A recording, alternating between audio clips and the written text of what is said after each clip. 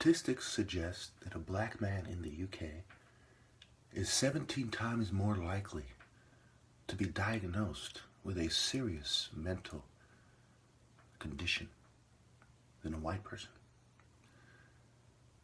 Think about this. If psychiatrists knew what they were talking about, and institutional racism wasn't rampant, as I've been claiming for many years before I came across this BBC article, then how could that possibly be? Are black people just 17 times more likely to have mental illnesses naturally? Or is this perceived mental illnesses, as you see in my case? I've studied my case for many years, as I received my first diagnosis when I was about 13 years old, forcing me to ask myself, why do they think there's something wrong with me, and why are they wrong?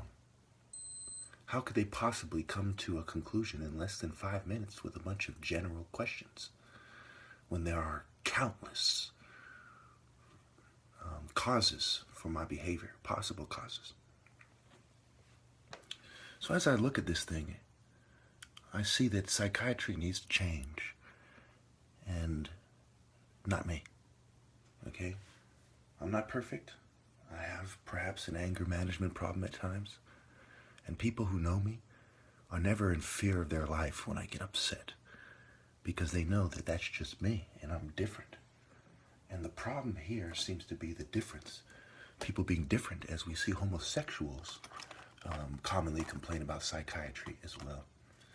So to me, it is insane that there are massive movements against psychiatry, CCHR, Speak Out Against Psychiatry, and many more. And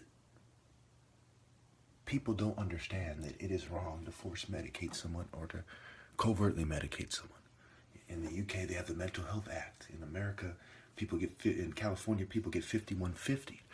And they're pretty much coerced and forced into taking medication, or things get even more expensive for them and their life gets even harder.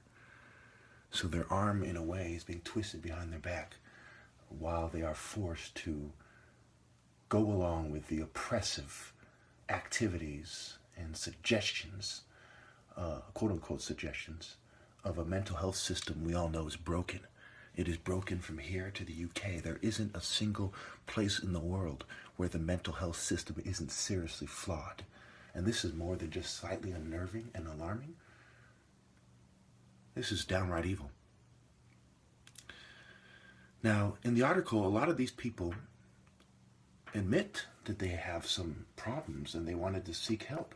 But the system is so racist that even for these people who want help, which I do not, and I do not need, mind you, they are appalled and they are worried, and rightfully so.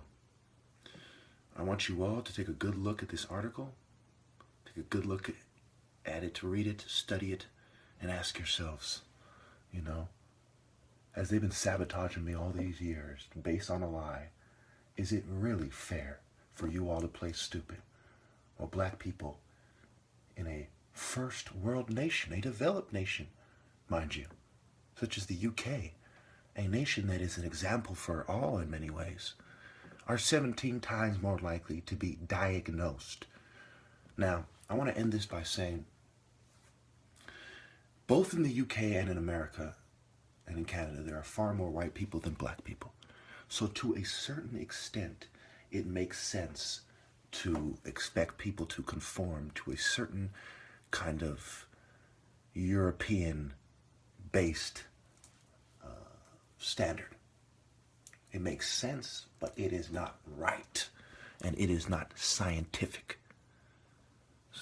When you consider all the people being harmed, permanent cognitive impairment, and all the people who have died on psych meds, and all the weight gain, and all the side effects people suffer, it is insane not to concede my point.